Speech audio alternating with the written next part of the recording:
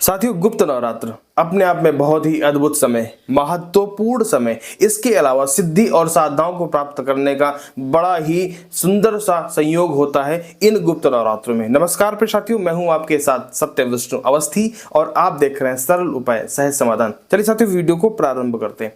देखिए साथियों, गुप्त नवरात्र अपने आप में बहुत ही अद्भुत होते हैं और जो कुछ भी किया जाता है वो गुप्त होता है, सबके साथ शेयरिंग पे नहीं होता है। हमने आपको पहले ही बताया था कि दो तरह के नवरात्र होते हैं। पहला तरह होता है प्राकट्य नवरात्र और दूसरा होता है गुप्त नवरात्र। प्राकट्य नवरात्र में माँ दुर्गा के 9 स्वरूपों की पूजा की जाती है और गुप्त नवरात्र में माता रानी के 10 महाविद्याओं की साधना, आराधना और पूजा की जाती है।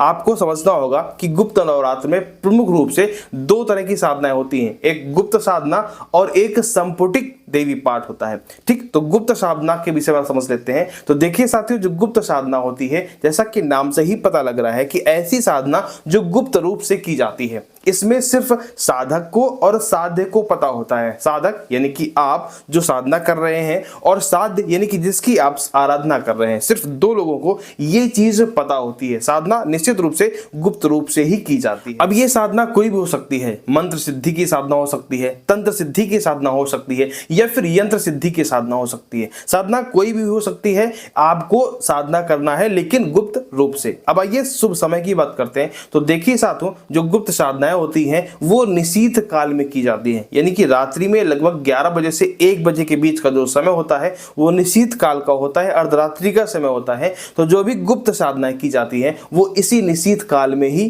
की जाती है। ये साधनाएं बहुत ही कठिन और जटिल होती है। यदि आप इतना सब कुछ नहीं कर सकते और सात्विक साधना करना चाहता है तो आप प्रातः काल और फिर शाम को संध्या काल के समय भी ये साधनाएं कर सकते हैं। यदि आप इतनी जटिल साधना नहीं कर सकते तो प्रातः काल या फिर संध्या काल में भी आप ये साधनाएं कर सकते हैं।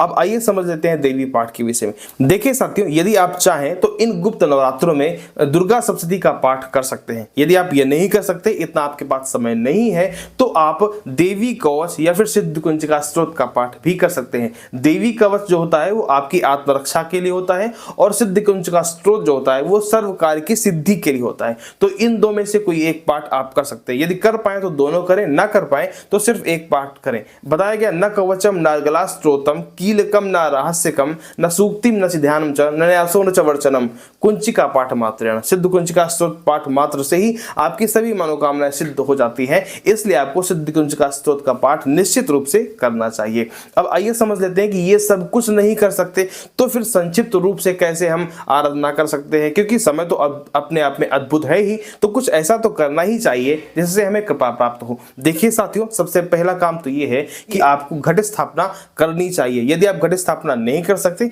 तो आपको 9 दिनों तक अखंड दीपक निश्चित रूप से प्रज्वलित करना चाहिए। अखंड दीपक जो है वो तेल का हो सकता है या फिर घी का हो सकता है। तेल का हो तो तिल के तेल का हो, नहीं फिर आपको घी का अखंड दीपक प्रज्वलित करना चाहिए। बताया गया, घृत दीपो भवेद्यक्षो तैल दीप सुवामता। आपको घी का दीपक जलाना है तो घृत दीपो भवेद्यक्षो माता रानी के दाहिने जलाना चाहिए, और यदि तिल का जलाते हैं तो फिर उनके बाएं साइड पे जलाना चाहिए। एक बात समझ में आ गई। दूसरी बात यह है कि यदि आप अखंड दीपक भी नहीं प्रज्वलित कर पाते तो आपको प्रतिदिन सायंकाल के समय में एक दीपदान अवश्य करना चाहिए। आप किसी मंदिर पर जा सकते हैं या घर के मंदिर पे ही जा सकते हैं, आप वहीं पर भी एक दीपदान निश्चित रूप से आपको पूरे 9 दिनों तक करना चाहिए। दूसरी बात होगी। अब तीसरी बात यह समझते हैं, आपको पूरे नवरात्र ब्रह्मचर्य का पालन करना चाहिए। साथियों, ब्रह्मचर्य एक ऐसी तपस्या है जिससे आप कुछ भी ना करके सब कुछ प्राप्त कर सकते हैं, तो आपको ब्रह्मचर्य का पालन निश्चित रूप से करना चाहिए। चौथी बात यह आती है कि आपको नवरात्र की इन 9 दिनों में मांस इत्यादि, मदिरा इत्यादि या फिर लहसुन प्याज इत्यादि का त्याग करना चाहिए। मांस भोजन तो करना ही नहीं चाहिए। अगर यह लहसुन या फिर प्याज इस्तेमाल करते हैं तो इन 9 दिनों में आपको लहसुन प्याज का भी त्याग करना चाहिए। क्यों? क्योंकि ये तामसिक होते हैं, आपके ब्रह्मचर्य को नष्ट करते हैं, इसलिए आपको लहसुन प्याज का भी त्याग करना चाहिए। और व्रतों में इसीलिए आपको लहसुन प्याज के त्याग का बताया जाता है, प्रावधान होता है, क्योंकि